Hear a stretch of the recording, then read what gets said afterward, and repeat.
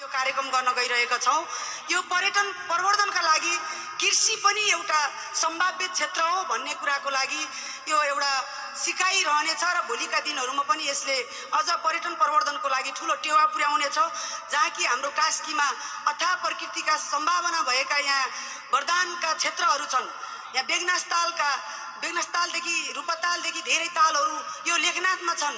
त्यति मात्र हैन, कास्कीमा भएका यी सातै तालको प्रवर्धनका लागि, विकासका लागि र पर्यटन प्रवर्धनको लागि यसले ठूलो टेवा पुग्नेछ भन्ने हामीले आशा र विश्वास लिएका छौं।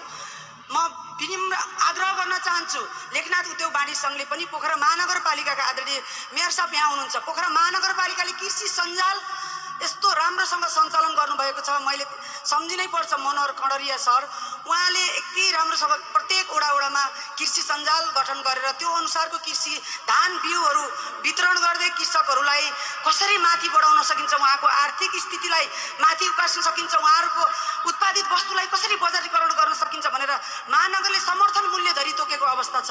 यो हाम्रो लागि सबल पछि हो। यसलाई हामीले भरपूर उपयोग गर्दै हामी लेखनाथवासीहरूले कृषिका आफ्नो वस्तु तथा सेवालाई हाम्रा जग्गा जमिनहरूलाई बाँझो नराख्नको लागि पनि एउटा यो सिकाइ हो भन्ने हामीले बुझेका छौं। र लेखनाथ उद्योग वाणिज्य संघले पनि जेठो बुढोको ब्रान्डिङ गर्नको लागि पोखरा महानगरको आर्थिक सहयोगमा हामीले यसलाई जेठो बुढोलाई प्रमोसन गर्न अगाडि बढिरहेका छौं। हजुरहरूले जति पनि जेठो बुढो उत्पादन गर्नुहुन्छ त्यसको लागि मार्केटिङ गर्नेदेखि लिएर हरेक कुराहरुमा लेखनाथ उद्योग वाणिज्य संघ हजुरहरूसँग हातेपालो गरेर अगाडि बढ्न चाहन्छ। लेखनाथ उद्योग वाणिज्य संघले लगाउने मेला महोत्सवमा हाम्रो स्थानीय कृषकहरूलाई हामीले भारी छुटका साथ स्टलहरु उपलब्ध गराउँछौं। त्यसले स्थानीय उत्पादनहरूलाई, स्थानीय कृषिजन्य वस्तु तथा बजारीकरण गर्न ठूलो योगदान दिएको छ। अझै पनि भोलि पनि तपाईहरुको यो कर्मलाई हामी लेखनाथ उद्योग वाणिज्य संघले पहिलो प्राथमिकता राखेर कृषिका क्षेत्रहरुमा लेखनाथ उद्योग वाणिज्य संघले हिजोका दिनहरुमा पनि सुन्तला, मह, कौरी, कफी, माछा, मौरीहरुसँग पनि जोडिएको छ भने भोलिका दिनमा पनि त्यसरी जोडिनेछ भन्दै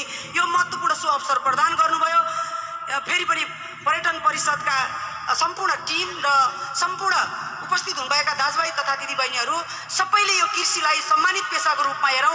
हाम्रा दाजुभाइ तथा दिदीबहिनीहरू विदेशको मरुभूमिमा बेचिएर पसिना बेचेर मात्र रेमिट्यान्सबाट देश धान्ने होइन, यही कृषिमा हामी चाहिँ एउटा सम्मानित पेशाको रूपमा भोलिका दिनहरुमा आफ्नो आय आर्जन र दिगो आम्दानीको स्रोतलाई यसलाई माध्यम बनाएर अगाडि बढाउँ भन्ने शुभकामना व्यक्त गर्दै मेरो मन्तव्य यही अन्त्य गर्न चाहन्छु।